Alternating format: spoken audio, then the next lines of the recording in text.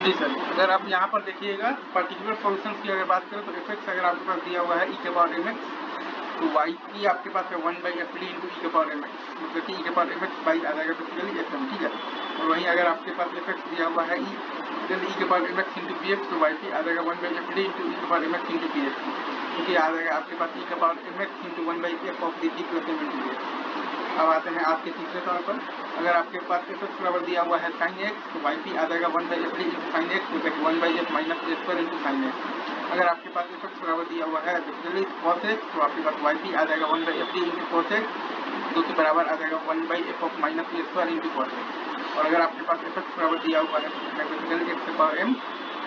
तो Y P आ जाएगा 1/fd into x power M. तो ये तो साइन एक्स के केस में आपको याद रखना है कि आ जाता है बेसिकली 1 बाई माइनस, मतलब कि आ जाता है 1 बाई आ जाता है F of the minus a square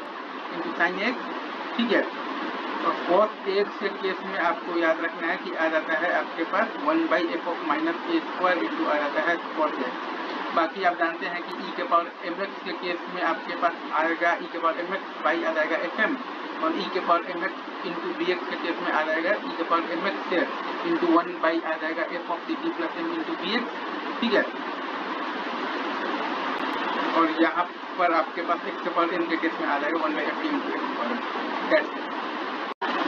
यहाँ पर अगर आप देखिएगा तो हमारे पास ये डिफरेंशियल इक्वेशन में एक हमारे पास इक्वेशन दिया हुआ है, nth ऑर्डर का डिफरेंशियल इक्वेशन है D N Y by D X N plus P one D N Y minus D N minus one Y by D X N minus one dot है आपके पास P n बराबर दिया हुआ है आपके पास basically क्या दिया हुआ है क्यू एक्स से मान लीजिए, ठीक है, ठीक है सर, बराबर दिया हुआ है आपके पास, आप मान लीजिए कि 0 के बराबर दिया हुआ है, राइट। तो इसको हम लोग इस तरीके से लिख सकते हैं डी के पावर में करके डी के power n plus P one D के power n minus one plus p two D के power n minus two lot p n minus one D plus p n बराबर 0। इसका रूट्स निकाल लेंगे, अगर दोनों रूट रियल और डिस्टिंक्ट है तो सी वन ई के पावर अल्फा एक्स प्लस सी टू ई के पावर बीटा एक्स,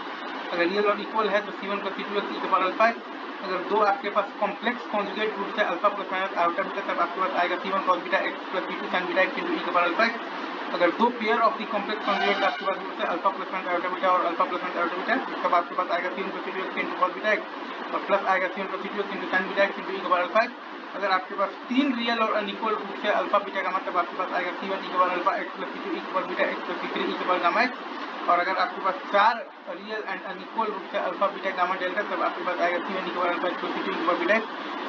और प्लस आ जाएगा सी थ्री ई के पावर गामा एक्स प्लस आ जाएगा सी फोर ई का पावर आ जाएगा डेल्टा एक्स, ठीक है।